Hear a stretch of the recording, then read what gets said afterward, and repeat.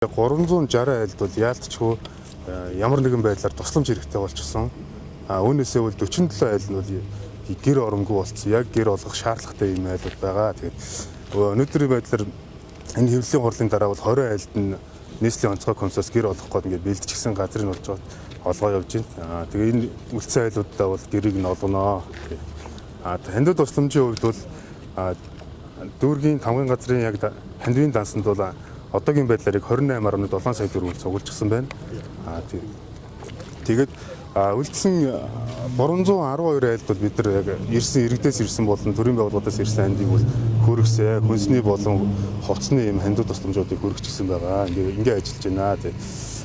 Яг 127 дугаар сургууль дээр бид нар 150 иргэнд үйлчлэх тур хоноглох байрыг ингэж бэлдсэн. Одоо энэ байраар бол 189 иргэн ингээ үйлчлүүлсэн байна. Үүнээс 109 иргэн яг хоногоор үйлчлүүлсэн. Энэ ирсэн иргэдийн тав тухтай байдал, хоол, хүнс, хувцас гэдэг бүх зүйлийг бид нар хангаж ажилласан байгаа.